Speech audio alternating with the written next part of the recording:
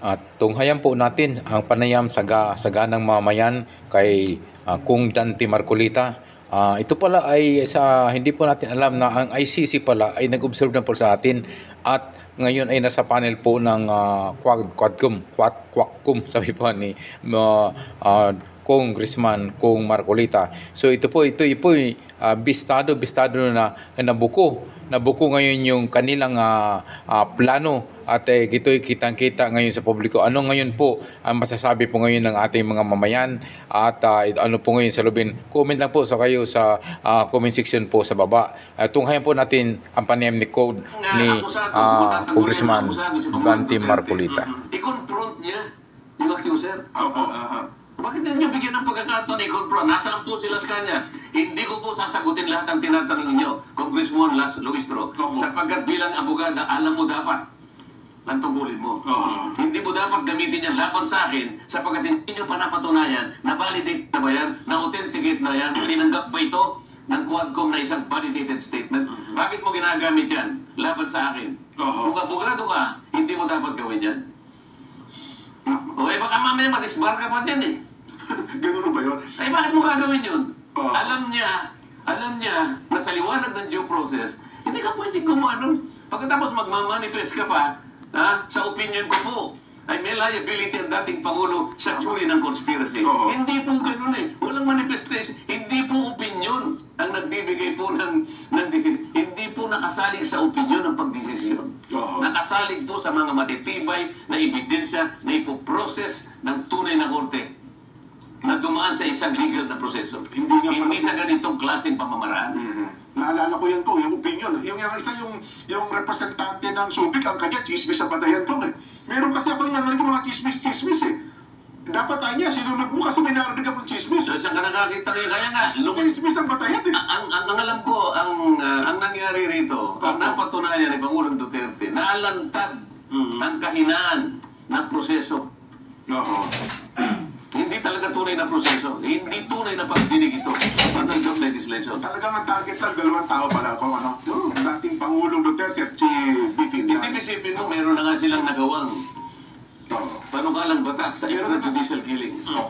Bakit pinagpapatuloy pa nila ito? Anong klaseng katwiran ang sasabihin nila ngayon?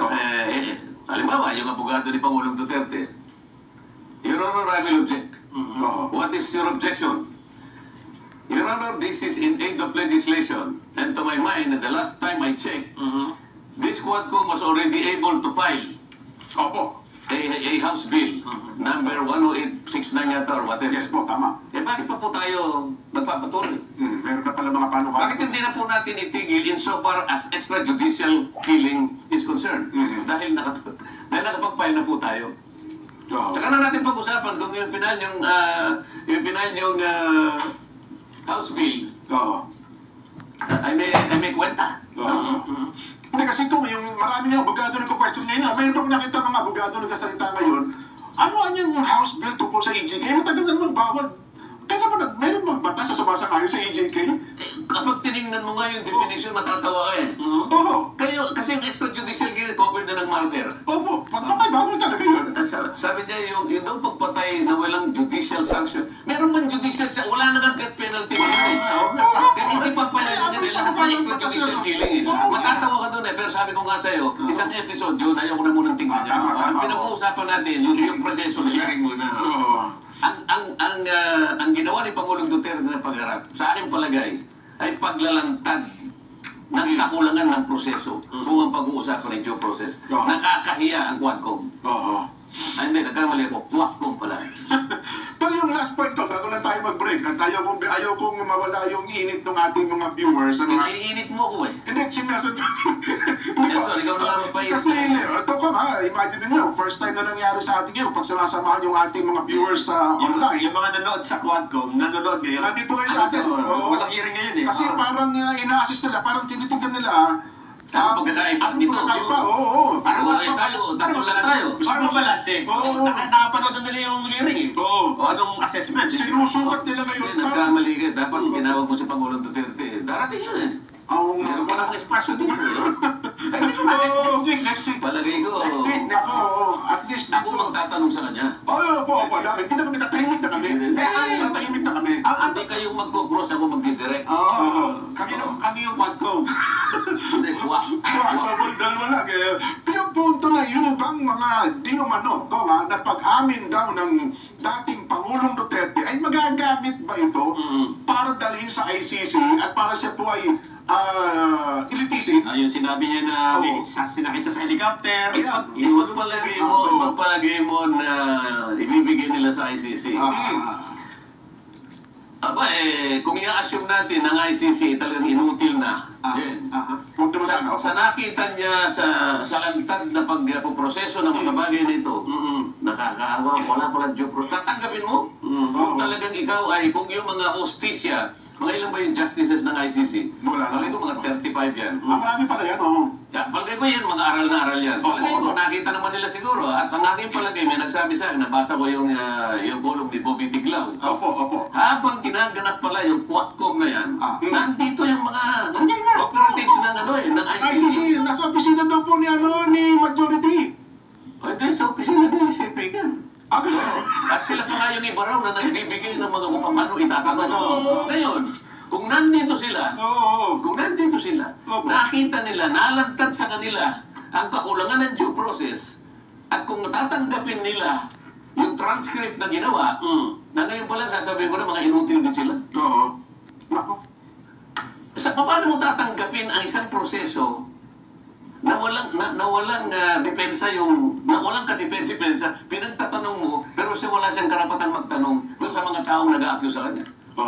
Ito basic ito Sa lahat ng panig ng daigdig, maliban lang siguro sa mga bansang komunista siguro. Pero habang ang isang bansa ay demokratiko, hindi niya papayagan yung ganung klaseng pagdinig. Kaya kung ibibigay nila, halimbawa, at tatanggapin. Ngayon pa pinagtatawanan ko na yung ICC. So, pag-usapan natin ng ICC. Kasi nandun yung Nery Colmenares.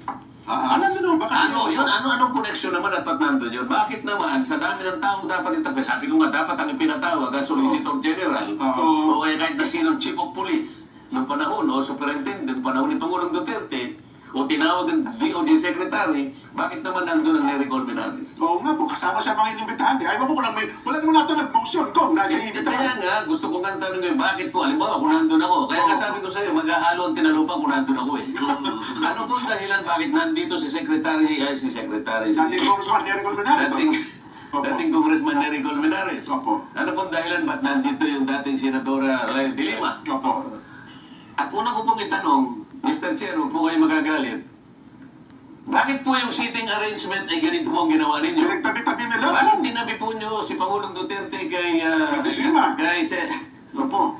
hindi niya makilala kung sino Bago head. At pagkatapos, tinabi mo dito pa lang meron na pong dito pa lang may plano na po kayo pag-iyanin. Totoo yun. Di ba? May intimidation na kagad yun. Alam po ninyo yung gagawin niya, pinlano po nyo ito Pati yung sitting arrangement. Pagkakala ninyo, hindi lantat sa lahat ng tao ito lang. Kaya natin pinapaliwanag, doon pa lamang sa sitting arrangement, meron na po kayong plano. Totoo. Halata. Hindi mo nahalata. Hindi. Ako, mahina ako sa ganyan Yung paniwanag nyo nga, paano nagkaroon ng Malaysia, yung pagtabihin mo ang dating Pangulo at si De Lima? Anong masama doon po? Pagkaawa yung dalawa Mortal Sa totoo lang, sa korte, hindi Magkahiwalay talaga yan. Talagang hiwalay yun Kaya nga yung nasa left side yung isa, nasa right side yung isa. Dito pinagtabi mo Kaya meron kang plano Para talagang pagalitin kung sino man. Ang dating Pangulo na paano kung halimbawa yung talagang paano kung hinambit? Iniiwasan nga ng korte yung gano'n Di ba nung isang araw, dinidiscuss natin yung kung gaanong klaseng neutrality ang dapat na i-demonstrate ng isang hukom. They called neutrality only impartial judge. Kaya na doon pa lang sa setup, duga. Hindi po ito maglapit yan. Bakit dito pinagtabi mo? Ang tanong ko, Mr. Chair, bakit niyo mo pinagtabi? Tapos sa kabilang banda, si Trillanes, magkatabi talaga sila. Mukhang... Bakit nga? Ano dahilan? Ako sa tingin hindi ba meron silang gustong palakasin? May mga intimidation sa kanila kung gusto nilang... At pagkatapos, ito, pati yung order ng baba ng tanong. Ito po naman, pagkatapos, huli na yung pambubusit na lang nung sinabi. Siyempre, hapong-hapo na yung Pangulo Ikaw ba naman na Nakaupo ka rin ng mahigit na 10 oras. Oo. Galas Di ba? At saka yung Si talaga. Chairman Barbers nga, ako paano dahil nasa subig nga ako. Oo. Minsan walang, ako pag naglalakbay kami, wala naman. Pero sa patayo-tayo siguro, sa dami na, matagal eh. Oo, totoo yan. Oo. Tapos nung bandang uli na, siguro hapunan ko yun, tsaka ngayon pinubog nito. Dahil ano yung plano eh. Oo. Ngayon, ito nalangtag sa Bugay Day. Marami na nanonood eh. Nalangtag ngayon. Ako nga, bakit ganun? So ngayon, tsaka mo ibibigay niyo yung transcript. Tatanggapin ng ICC. Okay, bahala kayo sa buhay niyo. Ngayon, merong statement na pinalabas ang ano eh. Ang napakasyo. Opo. Sa pamamagitan ni Executive Secretary Lucas Balsamin. ano ba yung statement? Oo, teka, hanapin ko na. Hanapin mo nga. Oo. Na... Hindi kasi punta muna natin si Nery Colmenares. Sige, naiwan natin yan. Kasi parang nagsalita parang Ito na nga, ano ngayon masasabi niyo mga kabayan? Comments na po kayo sa baba sa aking comment section regarding po sa ito'y nabunyag at nabuko at ito yung Quadcom pala at ICC ay may kunaybing na pala. So ito po yung reveal ni Kung Dante Marcolita habang ito'y kapanayan po ng saganang mamayan na ito'y kanyang reveal at bistado po ang Quadcom at ito'y nabulgar nga mga kabayan.